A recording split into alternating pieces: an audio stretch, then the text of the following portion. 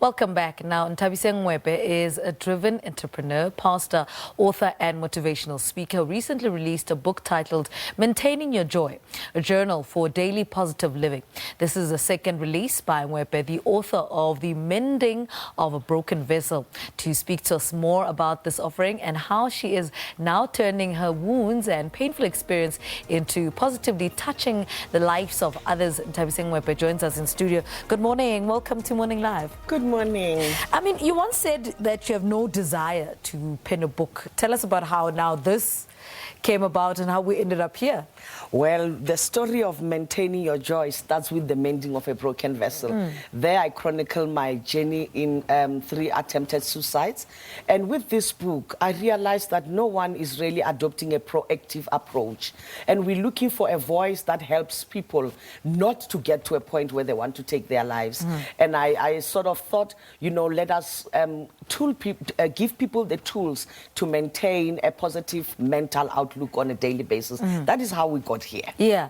What is the significance of the title, Maintaining Your Joy?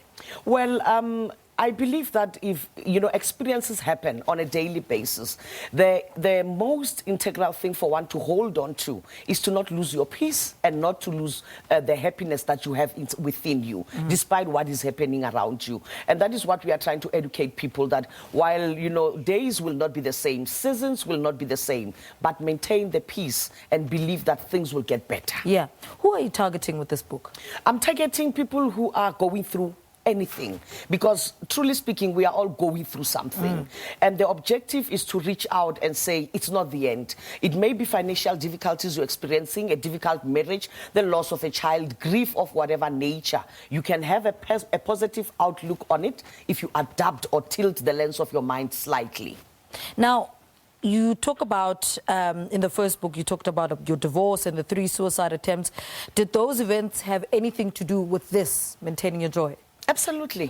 Absolutely. I believe that had I been better equipped to deal with difficulties, had I approached adversities from a different perspective, pardon me, I would not have even attempted suicide. And that is how we get to this point where we want to say to people that regardless of what you are going through, you don't have control of what happens to you, but you have control of how you absolutely can respond to it. Yeah.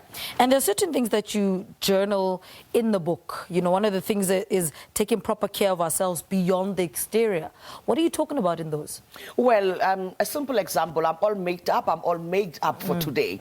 But how do I look inside? And that is not a question that anyone can answer. So we are I'm of the view that if we took care of ourselves emotionally on the inside, you know, made sure that our mindset is positive, tune out the negativity, feed ourselves with affirmations that will help us rise, speak to us within ourselves. That is what and how I mean in taking care of yourself. We are so fixated with presenting, you know, the perfect Nthabiseng out there, but how does Nthabiseng feel and look on the inside? What is the cause of that? Why are we so fixated on giving the perfect picture? Society has a lot of expectations. Society says that, you know, the message we are communicating is that you must be absolutely beautiful. You must hold it together. You know, whatever you're going through, get a grip on it. That's what we are communicating. And with this journal, I'm trusting and hoping to say to someone, it's okay if you want to cry. It's okay if you want to embrace your time of pain. Just have a better outlook on it. Don't pretend that you're well when you're not. Why are these important to us, all these tools? These tools are important because at the end of the day, your voices are the loudest voices that will speak to you. And if you have nothing on the inside, when difficulties arise, guess what? Your mind will tell you that your problem, is the be it and all. You've got a latest project called Choose to Live Moment. Tell us a little bit about that. Choose to Live movement was birthed by the suicides I saw happening around me. I'm a survivor of suicide myself, 3 times that I've attempted to take my life. But I became concerned when I saw prominent figures taking their lives. These are people that, you know, our children look up to. These are musicians, these are actors, and our children all aspire for better things. What message is being communicated when we remain silent when things of this nature happen? So what dialogues are we not having that are supposed to teach people to have a better outlook on life? So I chose Choose to Live movement as a platform for me to communicate to people that living is what you require in order to have hope. It's pointless if you're dead. You will not be hopeful for anything. How do you then get men to be part of this conversation? Because part of the struggles that males go through is that they don't speak. You know, they bottle up everything.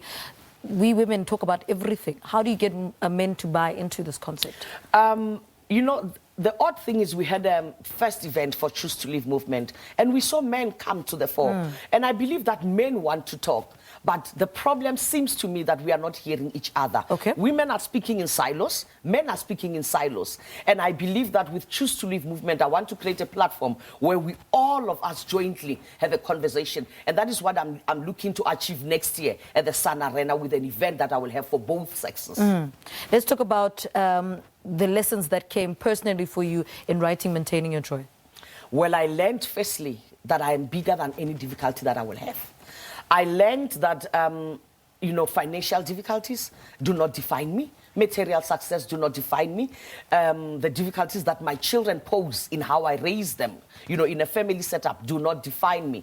I also realized that I have to be the best version of myself, to be a better person, a better pastor, a better wife, a better mother.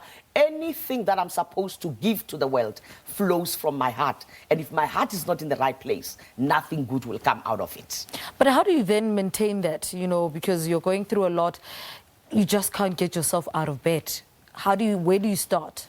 I've realized that lack of passion, lack of purpose, lack of understanding for a vision of where you're going are integral in getting people to lose vitality of life. For me, it starts with the basics. Identify something that will, you know, make you jump out of bed. It's a simple thing. For me, it's gardening right now. And, you know, it doesn't mean that next year it will be the same thing. Yeah. Constantly check yourself. What is saving you? If something does not serve you, let it go. If tomorrow I feel that baking is what will serve me, I will gladly walk out of the garden and into the kitchen. Yeah. So constantly keep a check on your emotions, how you are feeling as well, because that is how, you know, that is what informs how you relate as well to the world. It also informs how you relate to your colleagues, which is, you know, one of the places that you spend a better part of your life. All right. Nthabiseng, thank you so much for talking to us. Thank you so much. Good luck for with the having book. me. Pastor, author and motivational speaker Nthabiseng Ngoepe talking to us about her new book. It's titled Maintaining Your Joy. Get yourself a copy and get motivated. She's talking about her book, Maintaining Your Joy. All right. That was our conversation with our author on our Saturday morning. All right.